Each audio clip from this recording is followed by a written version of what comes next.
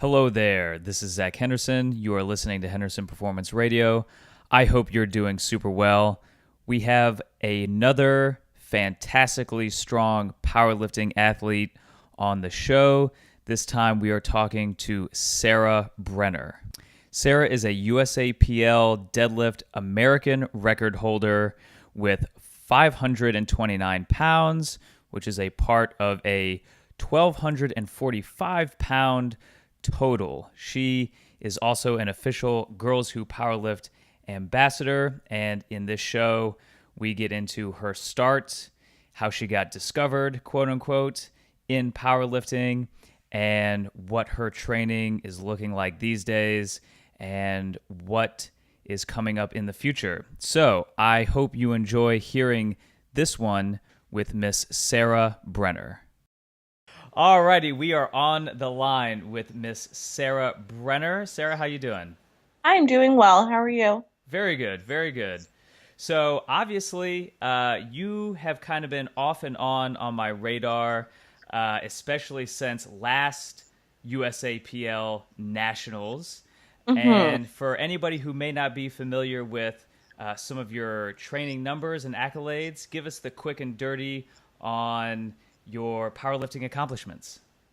So my last meet was the Arnold. I competed at the Pro Raw Challenge, where I hit a 501 squat, 215 bench, which my PR is 220, which I hit last year at Nationals.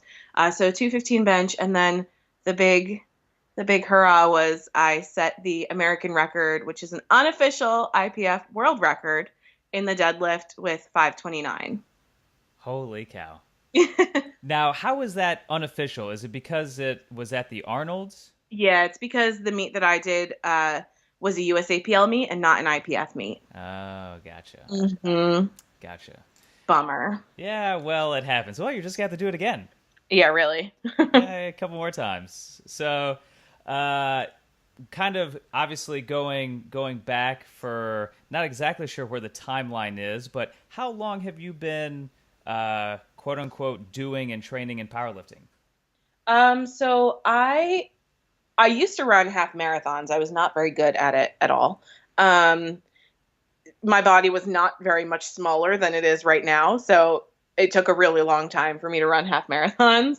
Um, and I was doing some strength training. I had a trainer who taught me how to squat and deadlift. He didn't really teach me how to bench. And after I stopped working with him and I stopped doing half marathons, I was like, well, I don't really know like what to do next. So I continued training for strength, but I kind of had no real rhyme or reason. My training was very disjointed. I would always try to max out, that beginner power lifter type of thing where you just always want to go heavy all the time. And someone saw a video of me that I posted. I think it was in a Facebook group or something. It was a 365 squat. And he messaged me and said, "Do you compete?" I said, "No." He said, "Do you have a coach?" I said, "No." He said, "I'm going to coach you for free if you promise to compete." Nice. So that was in November of 2015. And my first meet was February of 2016. Wow, excellent. Now, was this a online coach or was this in Yeah. person? Yeah, it was an online coach. His name is Kyle Coleman. His wife is Samantha Coleman. She has some crazy numbers too. She also does strongman, and I Mhm. think she's done like a 600-pound deadlift or something like that. So he knows how to work with us super heavyweight females, getting us crazy strong. Cool. So, what was the online coaching dynamic like? What was the overall strategy and how did you guys communicate? So in the beginning, we communicated a lot through like Facebook Messenger, and then I got his phone number, and he has a Facebook group where I can post my training videos. Sometimes I send them to him directly, and he'll send me 4-week training blocks, and if I have questions, then you know I text him, I can call him, I can I could literally get in touch with him any way possible, and he's available, which is great. Excellent. Yeah. So, when it came to your first competition, what was the methodology behind your attempt selection, if anything in particular? Were you going for PRs? Was it just to kind of break the ice? I was definitely going for PRs because I hadn't really gone for a max single since before I started working with him. So we didn't really know what my numbers truly were. And even my first meet, even then, I left a lot on the platform, and I don't really think that my numbers were my true numbers at that point. So we were pretty cautious. I went 8 for 9. I missed on. Let me turn off my air conditioner. I missed on a command, which blows, but that's okay. Um, but strength wise, it was all pretty conservative for my first meet. I think he just wanted me to have a good first meet. Cool. So, in general, and are you still working with him today? Yep. Excellent. So, how has the training evolved over the course of time, and especially as we're going towards, we're coming up on Nationals 2017. What is your training looking like these days? I would say in the beginning, pretty much any linear progression, powerlifting type training would have helped me progress. But at this point, we need to get a little bit more specific. And we're, definitely working on some weak points now, like my deadlift lockout and my bench in general. And so what we found out for the Arnold is that he seriously increases my squat and bench frequency when I'm peaking. And that really helped me before the Arnold. The Arnold was my best meet to date. So, I'm pretty sure we're going to try to mimic the magic that we had in my peaking phase for the Arnold, Oh, but just heavier. absolutely. Any particular numbers you can throw out, or are we kept in suspense? Like goals wise? Sure, absolutely. Oh gosh. Well, uh, here's the thing. I know, I'm well aware that I am not going to come in first or likely second at nationals. I'm currently ranked third, and I kind of anticipate and hope to stay that way. I would just love to increase my squat. 10 pounds would be great, right? I would love to increase my bench. And the deadlift, I really, really want to increase my deadlift and, keep that American record. And I would love for that to be like my biggest PR of the day. Deadlifts are my thing. I hear you. So, is there a particular lift or any particular technique or anything in training that has come as a bit of a struggle for you? Oh, bench for sure. I was squatting and deadlifting for a year before I ever learned how to bench. So, bench definitely has taken the longest time for me to get. I used to have, my back was completely not stable at all. I had a really narrow grip. It was a big mess. I would always have one side come up before the other. I don't know how to use leg drive. I still don't know how to use leg drive. But I've widened my grip. I've figured out a better setup for myself, and so we're slowly getting there. It's definitely looking better and feeling better, but it's still the lift that requires the most attention. You are obviously a Girls Who Powerlift ambassador. I am. So, how did that come about? And obviously, as we were chatting before, I've had Ivy on. I got to meet her last year. She's an absolute trip. So, how did that association come about? So I started following Girls Who Powerlift pretty early in their Instagram days, and that was kind of right around the time that I started powerlifting.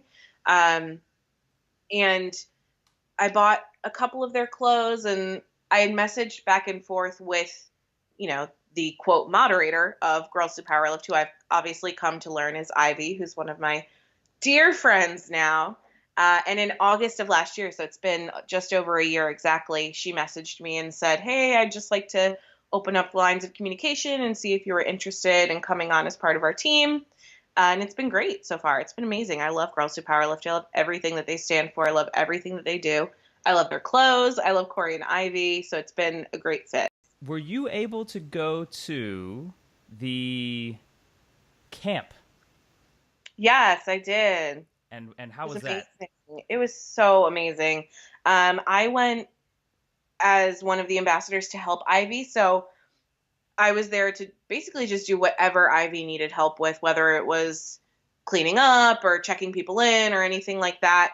And it was really cool that while the seminar was happening, I didn't really have any like duties, so I got to go around and I got to listen to all of the women who were presenting their information, and I got to do a little bit of deadlifting with Leanna. So it was really amazing. And then we all got to train afterwards, and it was really cool to be in the gym and just look around and just see women everywhere with crazy weights, cheering each other on. It was just so empowering, and it was such an amazing thing to be a part of. I really can't wait for the next one. Is the next one on the calendar in any way? I honestly am not sure. I know that there is going to be a next one.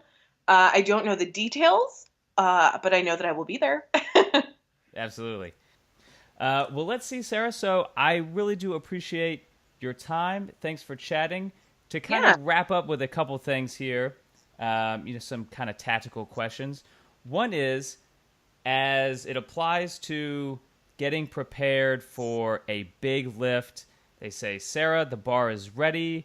What is going through your mind as you prepare to step out on the platform? Oh gosh. Don't fail. Honestly, I'm not really an intense lifter. I'm not one of those people who's in the back, getting hyped up and all serious, won't talk to anybody. I'm the person who is dancing to whatever music they have going on and laughing and smiling. And even right up when I'm waiting in the wing until they call bars loaded. As they call bars loaded, I just try to get it together and get a little more serious and get to the platform. But I wouldn't say there's anything specific I necessarily, say to myself or do to get myself ready. Right. I just want to have fun. I guess before we wrap up here, tell everyone where we can find out more about you and what you got going on. If not seeing you in competition, how do they say hello online? You can find me. My Instagram name is Sarah Squats. That's Sarah with an H. SKWAATS. Sarah Squats. If you're in the Pennsylvania area, you can find me at the Warhouse Gym, which is Dana Lynn Bailey's gym, and it's an awesome place to train. It's the best. Really? I didn't realize that she had a gym. She does. It's a public gym. There's a big powerlifting community there. We've got the power bars. We just had a deadlift competition. There's a bunch of people who are going to Raw Nationals. Dana's even going to try to go to Raw Nationals. So it's a cool place to train. I love training there. And you don't really need to listen to music there because they always play good music. Right. Yeah, makes sense. Last questions just to finish on up. What advice might you have for the young lady out there who may be in somewhat of a training situation like you were in, maybe doing the marathon, half marathon game, and is maybe flirting with lifting a barbell but isn't quite sure? What words might you have for her? Just do it. It's so much more fun than any other fitness thing you're going to do.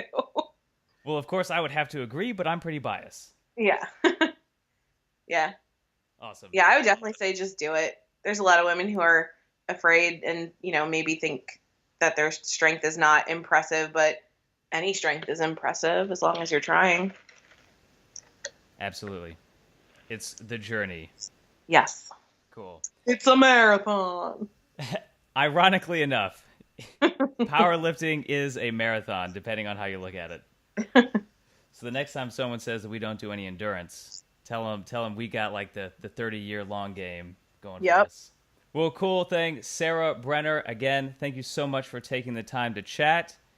And I will be seeing you shortly down in Florida. You absolutely will. Thank you for having me. Hey, thanks again for listening. If you want to check out the show notes to this episode, just head on over to zachhenderson.com/Sarah Squats. Now that is SARAHSKWAATS. And of course, that is also Sarah's Instagram handle, which I highly recommend you follow her. Some pretty great training highlights she posts up on Instagram. So again, that is Sarah Squats. Until next time, stay strong.